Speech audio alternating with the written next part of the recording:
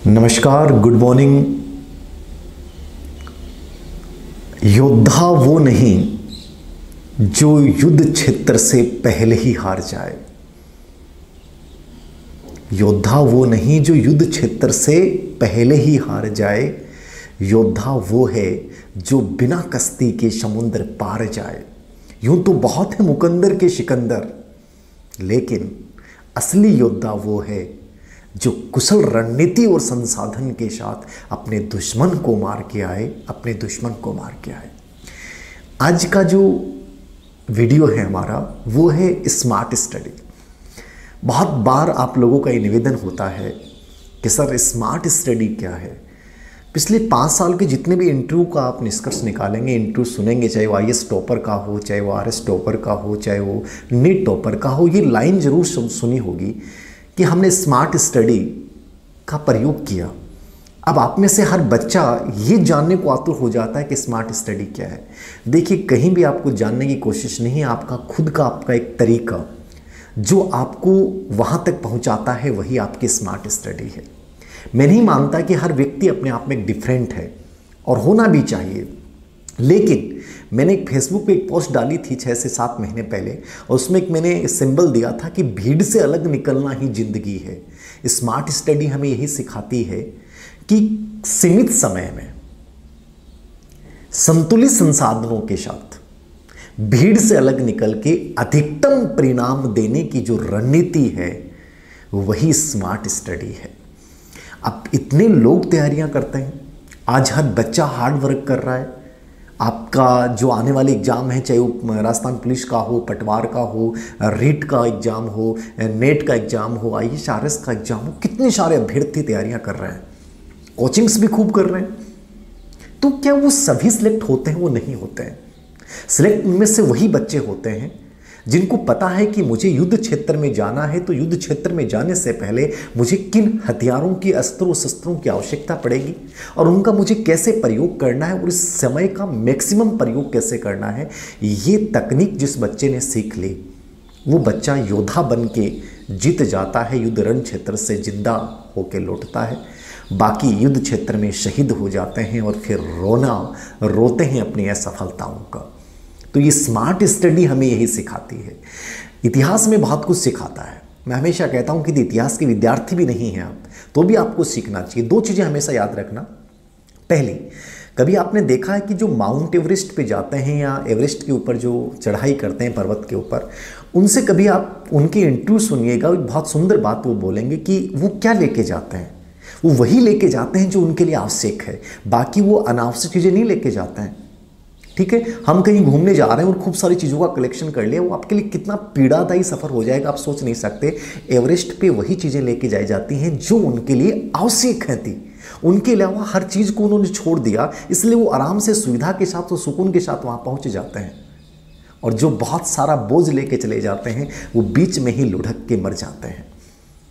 ये क्या मैसेज देता है? ये मैसेज परीक्षा के लिए भी यही है कि आपको एक एवरेस्ट की चढ़ाई करनी है, और चढ़ाई करनी है तो आपको कौन से संसाधन होने चाहिए, वहाँ जीवित रहने के लिए आपको केवल क्या चाहिए। उसके अलावा आपको अनावश्यक चीज़ों का संग्रह नहीं करना, आपको उन्हीं चीज़ों के साथ एवरेस्ट को, परीक्षा को पास करना है। वही चीज़ मैं आज चर्चा कर रहा हूँ। इतिहास हमें क्या सिखाता है? तो इतिहास में ही सिखाता है। इतिहास में बड़े बड़े युद्ध हुए हैं, उनका परिणाम देखिएगा आप। उनमें सेना से ज़्यादा महत्वपूर्ण कौन जीता? जिसके पास रणनीतियाँ थी। हमें विदेशी आक्रमणकारियों ने हमें क्यों जीता? उसका भी बड़ा रीजन था। उनकी रणनीतियाँ बहुत शानदार थी। हमारे पास सेना बहुत अच्छी थी, योद्धा भी बहुत गजब के थे, लेकिन वो जीत गए। सिकंदर हर युद्ध में क्यों जीता? उसे पता था, उसकी रणनीति, उसकी जो गति, और उसको पता था कि भारतीय परिस्थितियों में क्या कारगर रहेगा। ये चीज़ें उसने बताई। राजा पौरस बहुत वीर योद्धा था, लेकिन पौरस भी हार गया। क्योंकि पौरस क्यों हारा? क्योंकि बारिश के मौसम में हाथी और उसके सामने घोड़े। किस परिस्थिति में किन चीज़ों का प्रयोग करना है। राणा सांगा क्यों हारा? बाबर क्यों जीता? हुमायूं क्यों हारा? शेरशाह सूरी क्यों जीता? आप देखिए, इन युद्धों को जब देखेंगे आपको लगेगा कि सबसे महत्वपूर्ण ये चीज़ थी कि उन्होंने किस परिस्थिति में कैसे संसाधनों का प्रयोग करना है, ये सामने वाला जानता था और वो जीत जाता है। स्मार्ट स्टडी आपको यही बताती है कि किन परिस्थितियों में और कैसे किन संसाधनों का आपको अधिकतम प्रयोग करना है। बस यही स्मार्ट स्टडी है, बाकी कुछ भी नहीं है। बहुत सारे वीडियोज आपको मिल जाएंगे। मैं बहुत सिंपल और व्यवहारिक भाषा में बात करना चाहूँगा स्मार्ट स्टडी के ऊपर। क्या स्मार्ट स्टडी है और कैसे यदि आप करते हैं तो आप इसमें सेलेक्ट हो जाते हैं। बहुत टू द पॉइंट मैंने जो बहुत सारा निष्कर्ष निकाला है, जो मैंने खुद अप्लाई किया है, वही चीज़ें मैं आपको बता रहा हूँ। देखिए, पहली चीज़ स्मार्ट स्टडी क्या कहती है? सिलेक्टेड मैटर आपको सिलेक्ट करना है। कोई भी कंपटीशन की आप तैयारी कर रहे हो, आपको पता होना चाहिए कि उसको आयोजित करने वाली संस्था कौन है, उसका पूर्व इतिहास क्या रहा है, उसका एग्जाम पैटर्न क्या रहा है, उसको आप फॉलो करते हुए। सब सिंपल बात, किसको फॉलो कर रहे हैं? अधिकतर तो भीड़ है, मैंने कहा ना कि अधिकतर तो मैं देख रहा था कि एक वीडियो था तुक्के मारने वाला, उसके ऊपर 2.5 करोड़ बच्चों ने देख लिया। मतलब भीड़ तो वही है जो आज भी तुक्का मारने में विश्वास रखती है। आज भी जो अनावश्यक वीडियो है उनके ऊपर इतने व्यूज आते हैं, तो उनसे अनुमान लगा लीजिए ये स्मार्ट स्टडी अपनाने वाले बहुत कम योद्धा हैं और वही सफल होते हैं। बाकी तो भीड़ है। जो युद्ध क्षेत्र में जाके मरेंगे वो जनता है, वो चलेगी अपने अकॉर्डिंग। आज भी ग्रुप्स में आप देखते हैं पीडीएफ, किसी को पीडीएफ चाहिए, नंबर शेयर करें, खूब सारे नंबर, सब मेरे भी भेज दो, मेरे भी भेज दो, मेरे भी भेज दो, नोट्स चाहिए, मेरे भी भेज दो, मेरे भी भेज दो। अरे कलेक्ट करते जाओ, बंटता क्या है साहब? एक अच्छा योद्धा कि मुझे सिर्फ ये अस्त्र शस्त्र चाहिए, इनकी धार जो है बड़ी पैनी है और इन हथियारों से मैं युद्ध को जीत जाऊंगा। बाकी उससे मार्केट में क्या हो रहा है, कौन से नए हथियार आ रहे हैं, क्या नहीं आ रहे हैं, उससे कोई मतलब नहीं है। वो सीमित उन संसाधनों को बार बार रिपीट करके और युद्ध क्षेत्र में जीत जाता है। और आप में से अधिकतर इन्हें पीडीएफ के चक्कर में अपनी जिंदगी का बेशकीमती समय बर्बाद करके और आने वाले युद्ध क्षेत्र में शहीद होने के लिए तैयार हो जाते हो। जिम्मेदार हम लोग होते हैं। लेकिन मैंने कहा ना कि सिर्फ 10% स्टूडेंट होते हैं जो स्मार्ट स्टडी का यूज़ करते हैं। तो 10% में आने के लिए साहब आपको वो तपस्या और साधना वाली जो चीज़ें हैं वो अपने माइंड में सेट करनी पड़ेंगी, क्या सही है और क्या गलत है। तो पहली चीज़ क्या होती है स्मार्ट स्टडी की तकनीक? कम मैटर, संतुलित मैटर और उसी मैटर पे नया कुछ नहीं जोड़ना। कोई पीडीएफ से मतलब नहीं है, बाहर क्या हो रहा है कोई मतलब नहीं है। उस मैटर को लेकर अपना टारगेट तय करना कि मान लीजिए किसी एग्जाम के 4 महीने, तो इन 3 महीनों में मुझे ये सिलेबस पूरा रिपीट करना है, इस किताब को 3 बार रिपीट करना, रिवीजन करना है। तो पहली चीज, पहला फार्मूला क्या है स्मार्ट स्टडी का? संतुलित विषय वस्तु के साथ योजनाबद्ध तैयारी करना। ये स्मार्ट स्टडी की पहली तकनीक है। यदि सफल होना चाहते हैं तो आपको फॉलो करना पड़ेगा। दूसरी चीज, जब भी आप कोई किताब को पढ़ रहे हैं अपने शॉर्ट में हस्तलिखित नोट्स बनाएं। चाहे कितना भी समय कम क्यों नहीं हो, शॉर्ट में बना लें।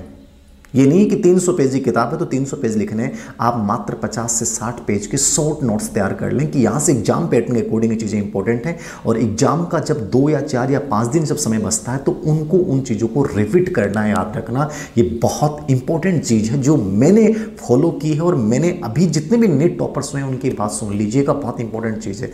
खुद के शॉर्ट में हस्तलिखित नोट, सामाजिक विकास है सावी लिख दिया जाए, इस प्रकार से अपने नोट्स अपने हस्तलिखित तैयार कीजिए। तीसरी चीज, पूर्व एग्जाम के अभ्यास प्रश्न पत्रों का रिपीटेशन। स्मार्ट स्टडी ये कहती है कि आप मॉक टेस्ट पेपर भी दें एग्जाम से पहले, जब तैयारी पूरी हो गई। लेकिन तैयारी जब तक पूरी नहीं हुई तो हर टॉपिक वाइज आप अभ्यास प्रश्न पत्र और पूर्व एग्जाम्स के क्वेश्चंस पेपर को सोल्व आउट करें, जिनसे आपको टॉपिक के साथ ये समझ बनेगी कि कैसे प्रश्न आते हैं और क्या आते हैं। ये बहुत महत्वपूर्ण चीज़ है। तो अभ्यास प्रश्न पत्रों का अभ्यास करना, पूर्व एग्जाम्स के क्वेश्चन पेपर का अभ्यास करना, ये तीसरी स्मार्ट स्टडी के अंतर्गत शामिल है। चौथा, जिंदगी में कभी भी विषय वस्तु को लें, किताब को लें, टुकड़ों में विभाजित करके पढ़ें। कि जैसे आज का टाइम टेबल बना लिया, शेड्यूल के अकॉर्डिंग स्टडी बहुत महत्वपूर्ण है। कि आज मुझे बाल विकास पढ़ना है तो बाल विकास में मुझे ग्रोथ एंड डेवलपमेंट पढ़ना है, शिशुअवस्था, बाल्यावस्था और किशोरावस्था पढ़नी है। टुकड़ों में विभाजित करके टारगेट तय करें। आप लंबा लक्ष्य बनाएं, लक्ष्य को छोटे छोटे उद्देश्यों में विभाजित करें, जिससे कि उनकी प्राप्ति में आपके लिए बहुत आसानी रहेगी। तो ये एक बहुत ज़रूरी है, क्योंकि बहुत लंबा लेके चलोगे कि आज एक ही टॉपिक को मुझे पूरा पढ़ना है तो आप थक जाओगे और वो आप में एक प्रकार से नकारात्मकता भी पैदा करेगा। तो ज़्यादा बेहतर ये है कि उस टॉपिक को, बड़े टॉपिक को टुकड़ों में विभाजित करके और उसके बाद जो है उसकी आप तैयारी करें। ये बहुत ज़रूरी है, याद रखना। पांचवी चीज़, परिस्थिति के अनुसार निर्णय लेना है। स्मार्ट स्टडी ये कहती है कि जैसी परिस्थिति है, कितने महीने हैं, कौन सी संस्था आयोजित कर रही है, अब इन महीनों में मुझे मैक्सिमम कैसे देना। मैंने कहा ना कि हुमायूं क्यों हारा, शेरशाह सूरी का रणनीति थी कि युद्ध क्षेत्र में बारिश का इंतजार किया और उसके बाद उस क्षेत्र में जहां बारिश भर गई और उसके बाद उसके साथ युद्ध किया, तो आपको भी परिस्थिति के अनुसार निर्णय लेना है कि मैं जब एग्जाम हॉल में जाऊं तो मुझे कितने क्वेश्चन पेपर सोल्व आउट करने, कितने इस क्वेश्चन पेपर में से आंसर मुझे करने चाहिए, पेपर का लेवल क्या है, वहां जाके तय करना है कि ये ज़्यादा बेहतर रहेगी स्थिति मेरे अकॉर्डिंग। तो परिस्थिति के अनुसार निर्णय लेना मतलब पहले से डिसाइड नहीं करके जाएं कि मुझे इतना करना है, इतना पेपर सोल्व आउट करना है। आप याद रखिए कि कंप्लीट कभी कुछ भी याद नहीं होता है। आप पेपर में 70% पे पहुंच जाएंगे तो सिलेक्शन की दौड़ में हैं, ठीक है। तो आपको बहुत ज़्यादा मैटर कोई गहन अध्ययन करने की आवश्यकता नहीं है, आपको केवल उन चीज़ों की पहचान करने की पर्सन कहाँ से आता है, समझ में आ रहे हैं। मैंने पर साइकोलॉजी की बात की पहले, ठीक है। ऐसे अपन राजस्थान के इतिहास की बात करते हैं तो हमें पता है कि चित्रकला पे प्रश्न आता है, चित्रकला पे गौण चित्रकारों में प्रश्न आता है, ये नया ट्रेंड है। अब ये ट्रेंड को पहचान लेना ये स्मार्ट स्टडी, ठीक है। नृत्य के ऊपर प्रश्न आता है, नृत्यों में जो गौण नृत्य उनमें प्रश्न आता है, ये स्मार्ट स्टडी है। राजस्थान के एकीकरण पे प्रश्न आता है हर एग्जाम में। पहले सामान्य प्रश्न आता था, अब राजस्थान के एकीकरण पे ये प्रश्न आने लग गया कि किस एकीकरण के चरण में कितने करोड़ रुपए खर्च हुए, ये राशि तक पूछी जाने लगी। मतलब ये स्मार्ट, ये पहचान करनी है कि आजकल का ट्रेंड क्या है, न्यू ट्रेंड क्या है, उस ट्रेंड के अकॉर्डिंग अपने मैटर को सुव्यवस्थित रूप से तैयार करना, ये स्मार्ट स्टडी है साहब। भीड़ तंत्र से अलग होना, ये चीज़ें आपको कैच करनी पड़ेंगी, कोई नहीं बताएगा ये चीज़ें कोई नहीं बताएगा, आपको खोजनी पड़ेंगी साहब कि इस एग्जाम पैटर्न के अकॉर्डिंग ये एग्जाम का पैटर्न ये सिद्ध करता है कि यहाँ हमें ये चीज़ें फॉलो करनी। तो ये चीज़ें आपको करनी है। दुनिया में अपने आप पे विश्वास रखो, याद रखना, उम्मीद अपने आप से रखो और आपकी उम्मीदें केवल आप ही पूरी कर पाओगे, लेकिन वो तभी कर पाओगे जब भीड़ से अलग निकल जाओगे। तीसरा, प्रतिदिन मूल्यांकन। स्मार्ट स्टडी की ये तकनीक है कि जब भी आपने पढ़ा, मॉर्निंग से आपने शेड्यूल तय किया, आज मैं टॉपिक पढ़ रहा हूँ, 2 से 3 सब्जेक्ट लेके आप चलें और 2 से 3 सब्जेक्ट लेके चलने के बाद रात को सोने से पहले एक बार ये देखें कि आज जो आपने शेड्यूल बनाया था क्या वो पूरा हुआ कि नहीं हुआ। अपना मूल्यांकन कीजिए और कल अगले दिन के लिए एक नए टारगेट अपने आप को दे दीजिए सोने से पहले। ये स्मार्ट स्टडी का एक बहुत महत्वपूर्ण कारगर तरीका जो टॉपर्स विद्यार्थियों ने अपनाया। तो प्रतिदिन मूल्यांकन, जिसको अपन रचनात्मक मूल्यांकन कह सकते हैं अपनी साइकोलॉजी में, तो ये फॉर्मेटिव असेसमेंट अपना जरूर निर्धारित रूप से करें। एक एग्जाम से पहले बहुत बार बच्चे कहते हैं सर मॉडल पेपर वगैरह, आप एग्जाम से पहले एक बार अपने आप को ओरिजिनल परिस्थिति में रह के अपने कॉन्फिडेंस को बिल्ड करने के लिए और एग्जाम के डर को दूर करने के लिए मॉक टेस्ट पेपर का भी आप दे सकते हैं। मॉक टेस्ट पेपर एग्जाम के फोबिया को दूर करने के लिए जो वास्तविक रूप से परिस्थिति के अकॉर्डिंग हो उसको आप जरूर दें, तो उससे आपका एग्जाम का एक प्रेशर जो है उसको आप हैंडल कर पाओगे। तो मॉक टेस्ट स्मार्ट स्टडी का एक आवश्यक उपकरण है। पीडीएफ से नहीं पढ़ें जहाँ तक पॉसिबल हो। स्मार्ट स्टडी कहती जो आपके पास हार्ड कॉपी है उसी को, पीडीएफ से मोबाइल से पढ़ना आपके मेंटली आपके प्रेशर को बढ़ाता है, आपकी मेमोरी के लिए इतना अच्छा नहीं होता, आपकी आंखों के लिए अच्छा नहीं होता। इस समय पीडीएफ से बचें कि साहब ये नोट्स ले लो, इनके ले लो, उनके ले लो। इन सभी ग्रुप से अपने आप को क्यूट कर लें, म्यूट कर दें उन ग्रुप को जहाँ भी नोट्स अनावश्यक रूप से शेयर किए जाते हैं। पीडीएफ के बजाय अपने खुद के नोट्स यदि तैयार हैं या हार्ड कॉपी आपके पास है, केवल और केवल हार्ड कॉपी पढ़ें। हार्ड कॉपी से सीखने की क्षमता बढ़ती है बजाय कि सॉफ्ट कॉपी से। तो पीडीएफ कदापि नहीं पढ़ें, पीडीएफ के चक्कर में कदापि नहीं पढ़ें, याद रखना। और अंतिम समय में कोई नया मैटर नहीं पढ़ना है, चाहे एग्जाम के राजस्थान पुलिस के 20 दिन हो, पटवार के 4 महीने हो, रिट के 4 महीने हो, ठीक है। किसी भी एग्जाम के अंतिम समय में जब एग्जाम का 15-20 दिन 1 महीना बचता है, तब वही मैटर जो आपने पहले पढ़ा है उसी पे विश्वास रखें कि लास्ट में ऐसा आएगा कि साहब सफलता का कैप्सूल रूपी ये मैटर है, इसको लेते ही सिलेक्शन हो जाएगा। सब बकवास होते हैं, ये मेरा एक्सपीरियंस बता रहा हूँ, कुछ भी नहीं आता उनमें से। बेटर है कि जो आपने पढ़ा है उसी को बार बार रिपीट करें आप। और एक विशेष रूप से अंतिम रूप से बात कहूँगा, उल्लासमय अध्ययन। जिंदगी में देखिए अध्ययन का अपना एक मजा होता है। एक तो आप बोझ मान के कोई चीज़ को करते हो और एक करते हो उल्लासमय। जितने भी टॉपर्स हैं उन्होंने, आप याद रखना कि उन्होंने इसलिए नहीं पढ़ा कि उनको बहुत गड़बड़ा, उन्होंने इस चीज़ को एंजॉय करते हुए पढ़ा, उल्लास के साथ। उल्लास होना चाहिए, जब पढ़ो तो उत्साह के साथ पढ़ो कि यार मुझे कितना मज़ा आ रहा है कि आज मैंने 4 टॉपिक तय कर लिए। ये बहुत बड़ी बात होती है, आज मैंने 5 टॉपिक तय कर लिए, मुझे उल्लास आना चाहिए। एक बोझ मान के यदि पढ़ रहे हो तो आप बेहतर है कि उसको छोड़ दें और उस एग्जाम के बारे में सोचना बंद कर दें। उल्लास जब तक नहीं आएगा अध्ययन में, मतलब कितना ये चरम आना चाहिए यार, कितना मजा आएगा जब मैं एग्जाम देने जाऊंगा, मैं कंप्लीटली बहुत अच्छे रैंक से करूंगा। ये फीलिंग हर समय पढ़ते समय आपके माइंड में होनी चाहिए। यदि ये पॉजिटिविटी है, ये उल्लास आपके अंतर्गत है, तो आप युद्ध क्षेत्र में जीत जाओगे साहब। क्योंकि 90% योद्धा तो वो हैं जो एग्जाम देने से पहले ही हार मान चुके होते हैं, ठीक है। जो अभी भी सिलेबस को ढूंढ रहे हैं, जो अभी तक किताबों का निर्णय नहीं कर पाए हैं, वो 90% जनता है। आपको अब तय करना है कि उन 90% में आपको रहना है या उन 10% में आना है। स्मार्ट स्टडी यही कहती है, सीमित संतुलित मैटर के साथ, उसी का बार बार रिपीटेशन, मल्टीप्लाई, रिवीजन, उसी मैटर का अभ्यास प्रश्न पत्रों के साथ उसका मूल्यांकन करना, प्रतिदिन अपना मूल्यांकन करना, शेड्यूल के अकॉर्डिंग पढ़ाई करना, किस परिस्थिति के अकॉर्डिंग कौन सी संस्था आयोजित कर रही है उसके वर्तमान पैटर्न को ध्यान में रखते हुए अपनी तैयारी को अंतिम रूप देना और एग्जाम से 20 दिन पहले कंप्लीटली सिलेबस कवर करके लास्ट के 20 दिन केवल रिपीटेशन और अभ्यास के लिए रखना, ये स्मार्ट स्टडी है साहब। यदि ये आप में है तो आप युद्ध जीत चुके हैं, और यदि ये तकनीक आप नहीं अपना रहे हैं तो युद्ध होने से पहले ही आप वो हारे हुए योद्धा हैं जिनका मनोबल टूटा हुआ है। और मैं देख रहा हूँ अधिकतर बच्चे के मैसेज मेरे पास आते हैं, तो मैंने निष्कर्ष निकाल लिया है कि जनता अधिकतर हालत ख़राब है साहब।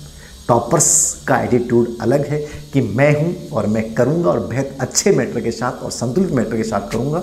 जो मैटर पढ़ रहे हैं उस पर आपको विश्वास रखना है। जरूरी नहीं है एग्जाम में सब कुछ मैटर से आए, लेकिन बहुत सारी चीज़ें होती हैं कि युद्ध क्षेत्र में, एग्जाम क्षेत्र में जब जाते हैं तो आप में पॉजिटिविटी है तो बहुत सारे प्रश्न आपके सही हो जाते हैं, क्योंकि सभी कुछ किसी किताब से कुछ नहीं आता, कंप्लीट कभी कुछ किसी से नहीं आता है। एग्जाम वाले दिन आपका कॉन्फिडेंस, आपका एटीट्यूड जो है वो आपको विजेता बनाता है।